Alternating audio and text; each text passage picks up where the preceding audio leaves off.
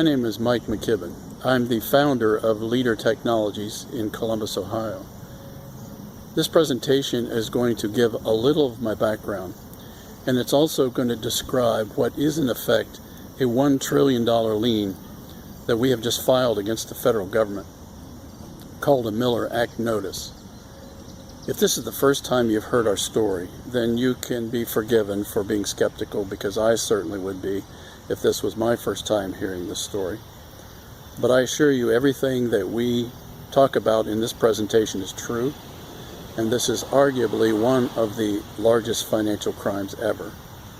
At the end of this presentation, I'm going to come back on for a couple of closing comments. Thank you.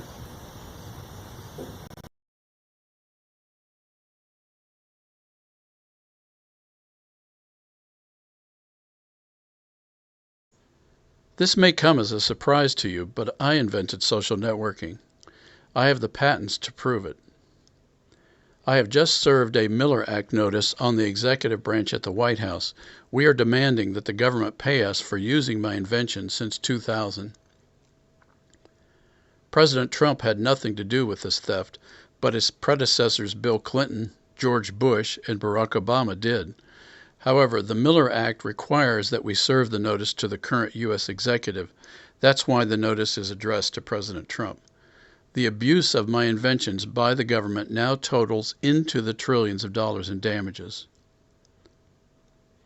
The Miller Act, which is 40 U.S.C. 3131, allows unpaid suppliers to federal contracts to get paid when the prime contractor does not pay for the benefits they have received. President Trump can fix this injustice to me, my shareholders, the U.S. Constitution, and we the people. In 1993, just as Bill Clinton was bringing his Arkansas drugs, pedophilia, money laundering, and blackmail machine to Washington, globalists aligned with Clinton, also called the establishment, the deep state, and the shadow government, hatched plans to seize control of the emerging internet via rogue U.S. intelligence insiders. However, historically, this agenda to restore tyranny to elitists reaches back to 1776, when all power was placed into the hands of we the people. In 1995, I helped bail out AT&T from great industry embarrassment. I rebuilt their AT&T Access Plus 3.0 email system in 6 months, in time for the release of Windows 95. Bell Labs, who quoted 3 years to build it, became my testers. The commercial internet was just beginning. I launched one of the first 10 hosted websites by AT&T WorldNet, along with Disney and others. I knew 3 things from that experience.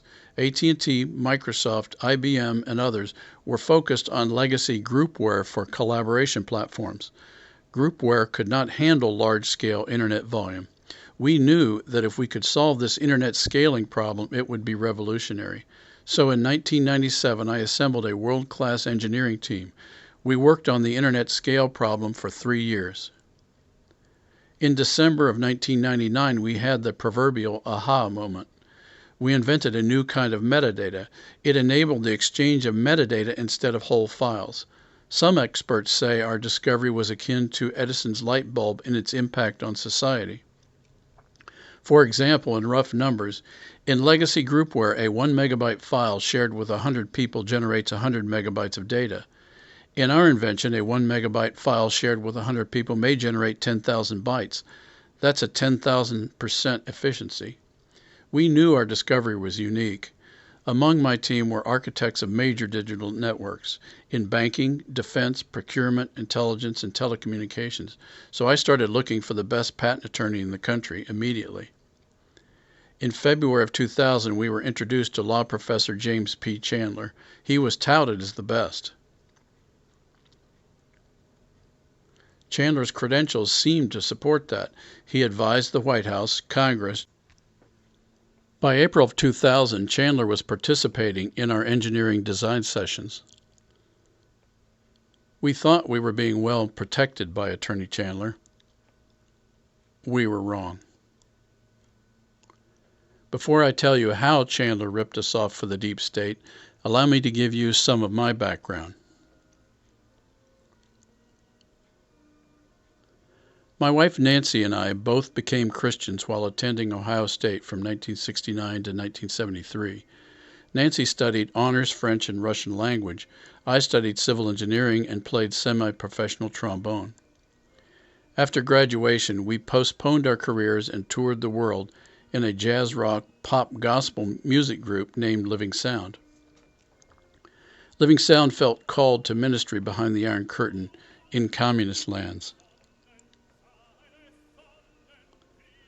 We performed in schools, concert halls, and churches all over Eastern Europe.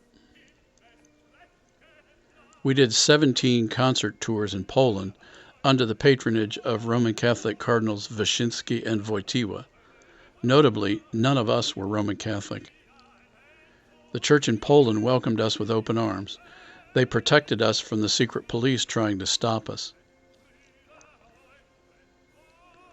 Our translators, Richard and his wife Renya, risked everything to organize and translate. The secret police dogged us, but no one stopped us. Sometimes brave local priests and grandmothers with babushkas would step in to shoo them away. We sang to well over 2 million Poles.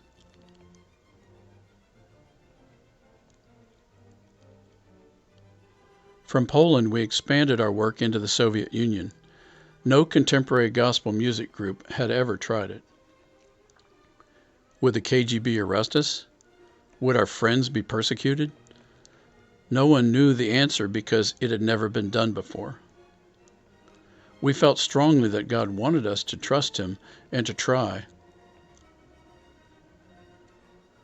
But we certainly didn't want to get anyone in trouble or hurt.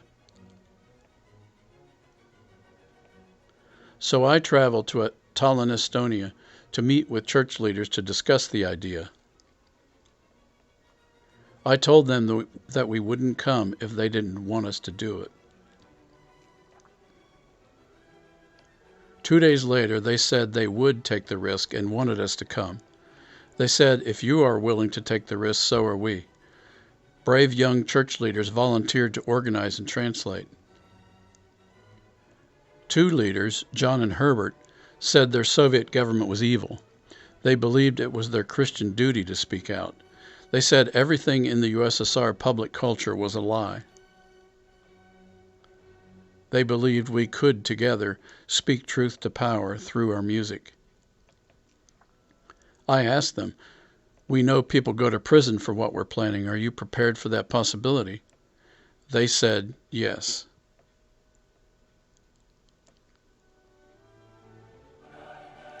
Herbert later served 2 prison terms. John was threatened with a 10-year term by the local KGB colonel before Ronald Reagan's intervention.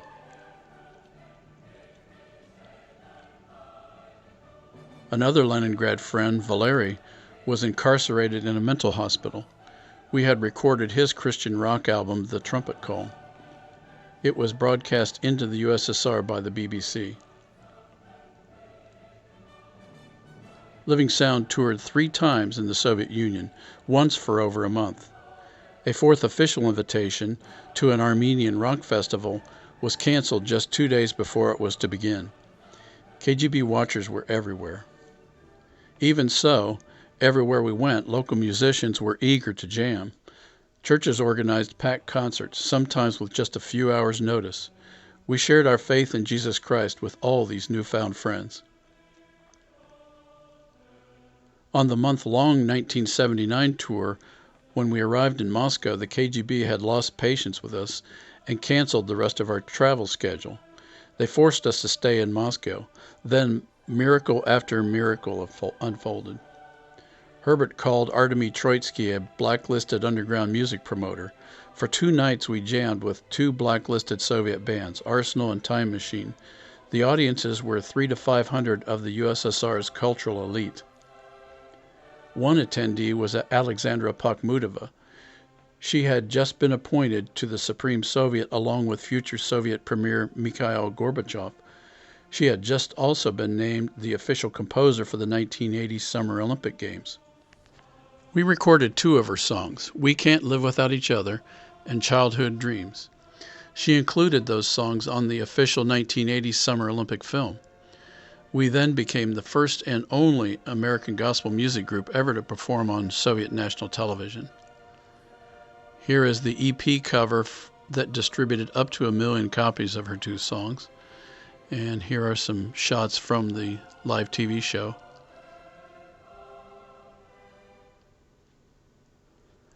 Here's Yuri Filanov, the cultural editor for the Komsomolskaya Pravda, interviewing one of our singers, and here is the set list from our music director. We had no idea what God was doing, but we knew it was special. We were just 20-somethings full of faith and love for our fellow human beings. Despite the good news in Moscow, the story was bad news for those who had helped us. They were being persecuted. We saw up front and personal the totalitarian police state tactics of fear, intimidation, censorship, and oppression. Little did we know that we were witnessing the final days of the failed globalist attempt to take down Christianity in Russia. During the communist reign of terror, they murdered over 40 million Soviet citizens, mostly Christians. Within 10 years, communism collapsed. Christian Russia had been an impediment to globalist goals for world domination. Our main contacts and translators were Estonians. They told me in 2012 that our presence in the early 1980s opened a window of new possibilities for them. They credit our work as not insignificant inspiration for the singing revolution in the Baltics in 1989. Soviet tanks pulled out of the Baltics rather than run down the choirs. Some of those choirs had recorded on equipment we left for them. Imagine that, change without war.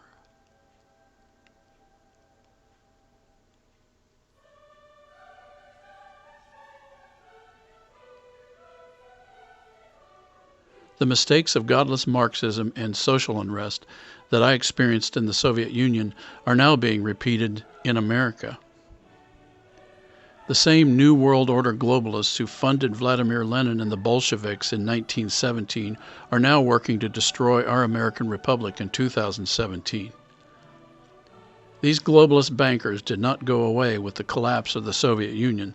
They only regrouped. Now back to Chandler.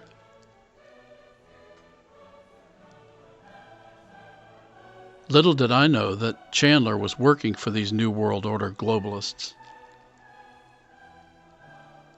When I met them, they were busy rewriting laws, regulations, policies, and issuing executive orders in order to gain permanent control over the Internet. When Chandler realized that we had solved IBM's and Microsoft's scalability problem, he set out to steal it. Speculation, you say? Nope. We have hard proof thanks to whistleblowers and his legal assistant who screwed up. Chandler had agreed to be an ethical director with us and signed a duty of good faith. He also signed multiple attorney-client confidentiality agreements. Chandler only pretended to protect our interests while he secretly fed our innovations to the New World Order globalists in the IBM Eclipse Foundation and the National Infrastructure Advisory Council, NIAC.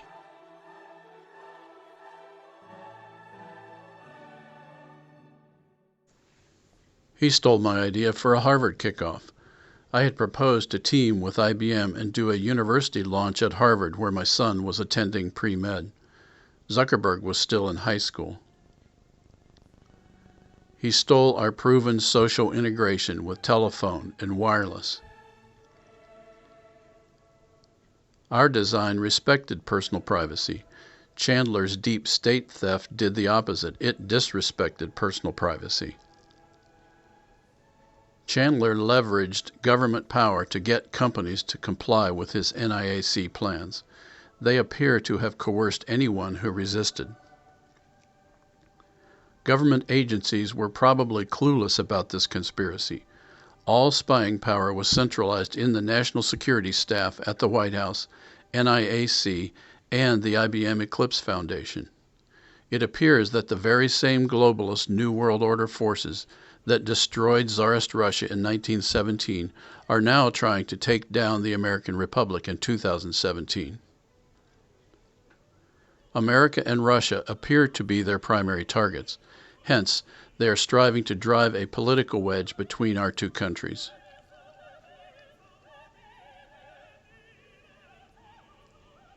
Chandler has been one of the spy masters helping direct this campaign.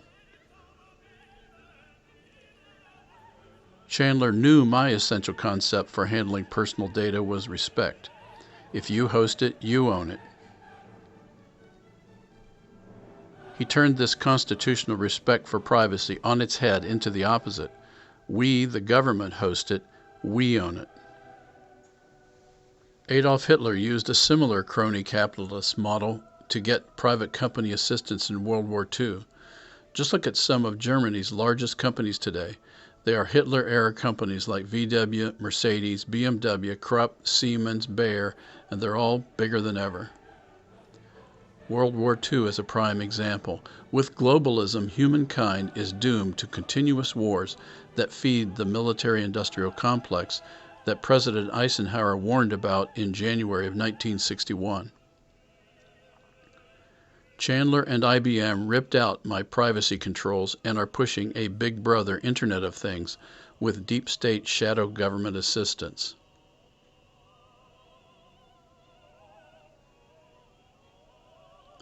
Their public-private deal was simple. Spies get all user data for blackmail, in the name of national security, of course, and private companies exploit that data for profit. Chandler drafted executive orders, created this mess, starting with Clinton and carrying on through Bush and Obama. My leader shareholders and their families deserve a payday. As an American entrepreneur and inventor, I played by the book. So did my investors. I hope this doesn't sound pushy or arrogant, but don't you agree that it's about time that we get our payday? I ask you, if you were an electrician hired by the prime contractor to wire a building and you did the work, but the contractor was paid and you were not paid, wouldn't you demand payment? Our case is really that simple, except in our case the damages happen to be astronomical. We are a test case. There may have never been a larger financial crime in history. If leaders' property is not protected, whose will be safe from globalist confiscation? Soviet citizens owned no property. Americans may soon have their property taken if this madness is not stopped. Many of our officials are blackmailed by the current illegal spy data collection dragnet. When President Trump pays Leader will be able to provide respectful social media that provides the features you like without sacrificing your privacy and property rights. If we lose this battle, I fear the ideals of the American Republic will disappear forever. Why do I say that? Because the globalists have almost full control of the internet and have set about to crush voices of accountability and a free press. If the internet is controlled by tyrants, then they will blackmail everyone. We the people can restore God-fearing accountability to our governance. Our politicians and bureaucrats have become neutered by the blackmail. We have an imperative that we the people control the governance of the internet, not the globalists. Your Fourth Amendment rights to privacy matter. America fought a revolution to secure the right to privacy over our papers and personal effects. My hijacked invention is being used to recreate old Soviet-style censorship. These very same globalists have created all the conflicts of the 20th century. It is now time for all American citizens to take a stand and say no to media censorship, spy intrusions, unmasking of personal information, and profiting from the data of people's private lives. I know it sounds like a Grisham novel, but you really can't make this stuff up. The facts are what they are. But the fact is, the same globalists who for 80 years controlled the Soviet Union and killed something like 40 million of their citizens, mostly Christians, are now at it again in America. They're attacking our Fourth Amendment right to privacy. our Fifth Amendment right to private property, and these are specific rights that founder John Adams said were sacred to a healthy republic. And both of those are under attack. And it seems to me if we let these rights go, we will have closed the door on 1770.